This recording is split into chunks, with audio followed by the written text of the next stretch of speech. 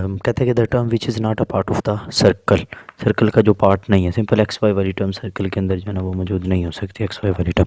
To circles हैं, यहाँ पे उसके सेंटर्स दिए हुए हैं, C1 और C2 एक सेंटर है, और R1 R2 उनके रेडियस इंटरनली टच कर रहे हैं दोनों। तो इंटरनली टच कर रहे हैं तो यहाँ पे देखें कुछ इस तरह की जो है ना हमारे पास उसमें ये रिज़ल्ट बन जाएगा कि लेट्स सपोज ये एक सर्कल, एक और यहाँ पे सर्कल हो जो इसी सर्कल को टच करो इस तरह से, लेट्स सपोज। अब ये जो स्मॉलर सर्कल है लेट्स सपोज इसका रेडियस हमारे पास R2 है, ठीक है, और ये इसका जो सेंटर है C1, इस वाले का जो सेंटर है C2। तो यहाँ पे डिस्टेंस देखिए C1 और C2 का डिस्टेंस। अब यहाँ पे लेट्स ओके मैं इसको कलर को चेंज कर लूँ। ओके तो लेट्स सपोज ये जो डिस्टेंस है बड़े वाला ये हमारे पास R1 है। अब मुझे डिस्टेंस चाहिए इन दोनों के जो है ना सेंटर्स के बीच में, तो रिजल्ट हो जाएगा C1 C2 distance must be equal to R1, क्योंकि टोटल था, टोटल में से मुझे इतना पार्ट अगर निकाल दूँ, मतलब मैं R1 में से R2 निकाल दूँ, तो ये आ जाएगा मेरे पास उसके दरमियान में रिज़ल्ट कि जब वो एक दूसरे को इंटरनली टच करेंगे। बिल्कुल इसी तरह से हमारे पास रिज़ल्ट एक्सटर्नली केस में है। तो देखें एक सर्कल लेट्स सपोज ये है, उसका सेंटर लेट्स सपोज C1 है, रेडियस R1 है। सिमिलरली एक और सर्कल है जो इसको यहाँ पे एक्सटर्निटो पे टच कर रहे हैं, लेट्स सपोज उसको डिफरेंट कर लेते हैं, रेडियस उसका जो है ना वो R2 है और सेंटर C2 है। तो यहाँ से देखिए ये डिस्टेंस जो है, डिस्टेंस बिटवीन देयर सेंटर्स ये इक्वल हो जाएगा R1 plus R2, C1 C2 distance. तो ये दोनों कंडीशंस आपको ध्यान में रखनी है। अब यहाँ पे क्योंकि उसने पूछा था हमसे इंटरनली का केस, तो इंटरनली के केस में हमारे पास आ जाएगा R1 टचेस इंटरनली तो R1 माइनस R2। अब ज़ाहिर सी बात है उसमें ये तो नहीं बताया कि बड़ा सर्कल कौन सा छोटा है, तो एक माइनस लाजमी होगा, तो R2 minus R1 is the right answer. Okay externally है तो ये देखें ये बिल्कुल प्लस हो जाएगा उसके अंदर। कहते हैं the position of the point 5 6 with respect to the circle. तो सिंपली ये हमारे पास सर्कल है, अब वही पॉइंट जो है सर्कल के अंदर उठा के आप पुट कर दीजिए यहाँ पे। देखिए हमारे पास 2x² 5 है, x की वैल्यू तो स्क्वायर करेंगे 25 प्लस 2 इंटू वाई की value 6 36 plus 12 into 2 times 24 minus 8 into 6 is 48 plus 1। अब इसको सॉल्व करिए, आंसर आपका ग्रेटर दैन 0 आ रहा है। जब ग्रेटर दैन 0 होगा तो ये आउटसाइड होगा, इक्वल टू 0 हो गया तो ऑन द सर्कल, और लेस दैन 0 होता तो इनसाइड द सर्कल, तो ये आउटसाइड द सर्कल हो जाएगा। देन हमारे पास इसमें आ रहा है जी लेंथ ऑफ द टेंजेंट। ये कोई भी एक पॉइंट है और ये हमारे पास एक सर्कल है, इसमें बेसिकली आपने ये लेंथ लेनी है। तो हमारे पास लेंथ के लिए जो है ना इसके लिए एक तो आपको फार्मूला जो है वो ज़हन में रखना है। लेंथ ऑफ द जो टेंजेंट है उसका फार्मूला मैं यहाँ पे अगर को लिख लूँ यहाँ पे, okay we have a formula for this x1 square plus y1 square plus 2gx1 plus 2fy1 plus c और ये इसके रूट। तो ये लेंथ ऑफ द टेंजेंट का फार्मूला है। बेसिकली जो भी पॉइंट आप उठा के पुट कीजिए जी और एफ सी की वैल्यू निकाल लें जनरल इक्वेशन के साथ कंपेयर करके, तो ये आंसर आपने इसका 84 का निकाल के कमेंट में लिखना है। ओके ये आपको सॉल्व करना है। Okay which of the following are the functions. Function में एक चीज़ में रखनी है कि आपके पास जो है ना स्क्वायर जो है बेसिकली वो वाई पे होना चाहिए। कभी भी एक्स पे स्क्वायर आ गया तो वो आपका फंक्शन नहीं रहेगा।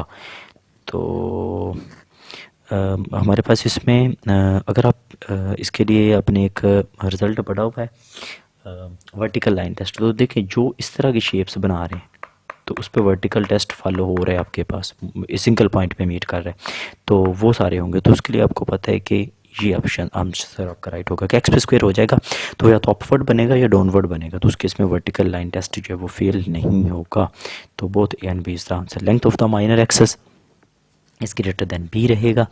एलिप्स से आपके पास माइनर एक्सेस में जो है ना 2b है और मेजर एक्सेस का आपके पास बेसिकली होता है 2a। लेकिन यहाँ पे एक चीज़ थोड़ी सी ध्यान में रखिएगा, जो पहले आपको जस्ट ये डिसाइड कर लेना चाहिए कि ये एलिप्स बनेगी कैसे। देखें ग्रेटर नंबर किस पे है, वाई पे, तो ये कुछ इस तरह से बनेगी। अब मेजर एक्सेस एक्स एक्सेस के ऊपर है बेसिकली, लेकिन कोऑर्डिनेट्स उसके वही रहेंगे। बी हम यहाँ पे इस दफ़ा शिफ्ट कर लेते हैं तो इसकी जो लेंथ है वो 2b के इक्वल आ जाएगी। Okay centre of the circle ये आप निकालिएगा और इसको कमेंट कीजिएगा। आई गेस इसको ये मिसप्रिंट हुआ यहाँ पे हमारे पास 0.6 होगा। ओके जी नेक्स्ट हमारे पास इसके अंदर आ रहा है directrix of the parabola simple y square is to 4x, so x is equal to -a is the right answer. Length of the latus rectum में आपको पता है कि 2b² ओवर a, तो सबसे पहले इसको स्टैंडर्ड फॉर्म में बनाइए, 36 पे डिवाइड कीजिए तो x² over 4 plus y² over 9 is equal to 1, actually 1, 36 पर हमने इसको डिवाइड कर दिया।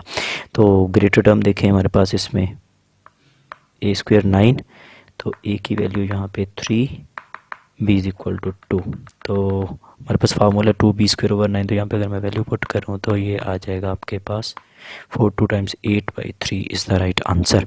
हाइपरबोला के केस में नेक्स्ट देखिए हमारे पास, क्योंकि सेंटर में होता है माइनस तो आंसर आएगा प्लस वाला। नेक्स्ट हमारे पास इसमें सेंटर ऑफ द सर्कल, ये भी आप खुद कर कीजिएगा इसको ट्राई।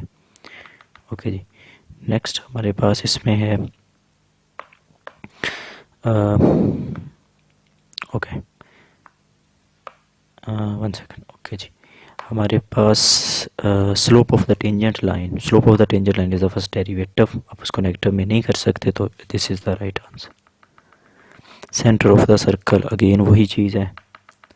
नेक्स्ट हमारे पास है फोकाई ऑफ द एलिप्स, तो एलिप्स आप जस्ट देख लीजिए क्योंकि ग्रेटर टर्म एक्स के नीचे है तो ये बनेगी अलोंग एक्स एक्सेस। तो फोकाई के जो पॉइंट्स होंगे बेसिकली वो होंगे आपके पास प्लस माइनस सी ज़ीरो, तो यहाँ पे ये a² b², तो c² इज इक्वल टू आ जाएगा a² माइनस b², तो c की वैल्यू अगर मैं देखूँ तो ये आ जाएगी आपके पास 2 के इक्वल, तो plus minus 2 0 is the right answer. Foci of the ellipse है।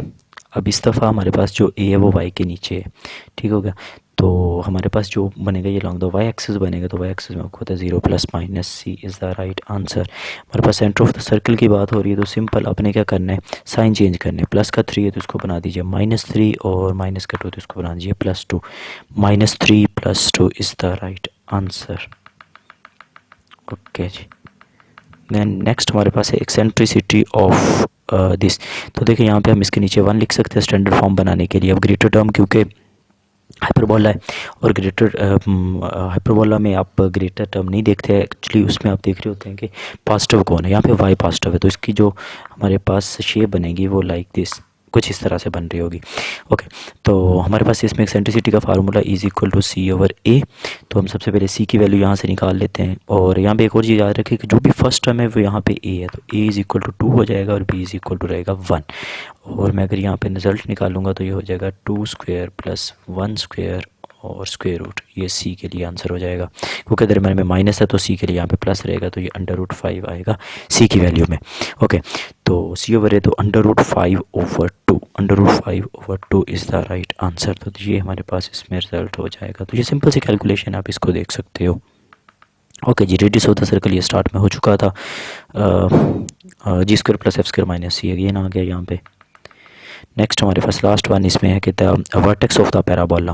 वर्टेक्स देखें, सबसे पहले इसको जनरल इक्वेशन के साथ कंपेयर कीजिए, ये हो जाएगा x² = 4ay, इस टाइप की इक्वेशन है यहाँ पे।